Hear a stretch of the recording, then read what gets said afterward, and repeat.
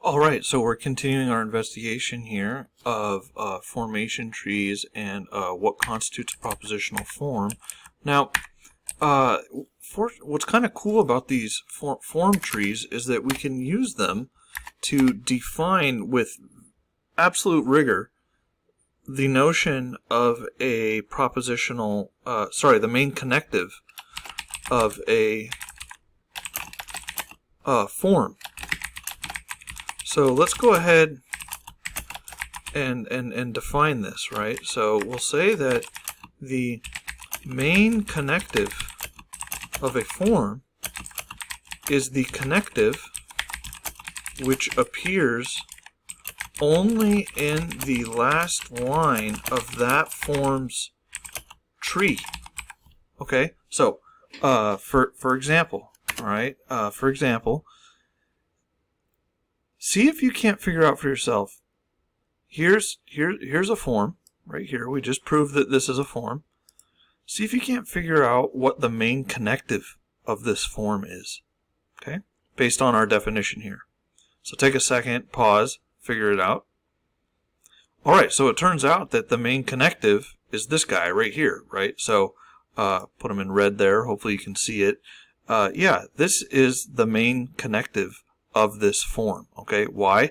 Because that's the main connective which appears only in the last line of that form's tree, right? So we're restricted here. We can only use or apply one propositional form rule per line, right? And so we can kind of use that handy fact to be able to identify the main connective of a form. Now, let's suppose, for the sake of argument, that we had stopped our tree here and suppose that this was in fact this is a form, right? This is a form. Okay, what is the main connective of that form, right? So take a second. All right, hopefully you've got it. Well, the main connective of this form is this guy, right? It's the tribar, because that's the one that appears in the last line of its formation tree. Okay, and so on and so forth, right?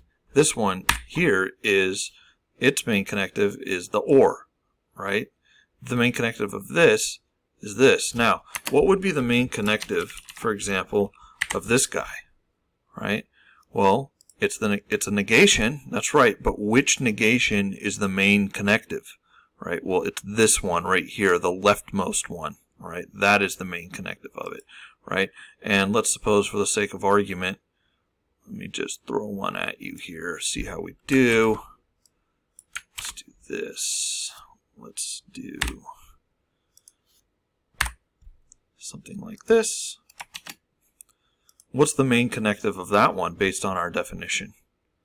Well, you have to go through the formation tree to know for sure, but this is the one that would get applied last, right? So the last line would be a PF2 application, right? So you would do the same one we did for this guy, and then at the end you would apply PF2 to it, and you would get this, and so this negation here would be the main connective. Pretty nifty, right? Now let's suppose, for the sake of argument, that we had done something like, I don't know, something like this.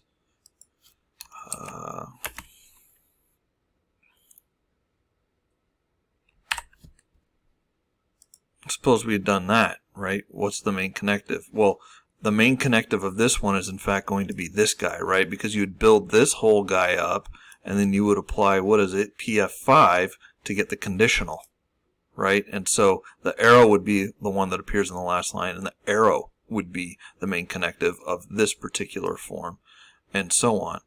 All right, logic fans, that's it for propositional forms. I told you it's easier than it might look at first glance, but it really does explain why the parentheses get used the way they do and what the technical aspects of combining all of our different symbolic apparatus together are. And this is a really important concept that will come into play later. And in the next video, we're going to cover how we do this with the uppercase letters, with the propositions rather than the propositional forms, and some related fun concepts.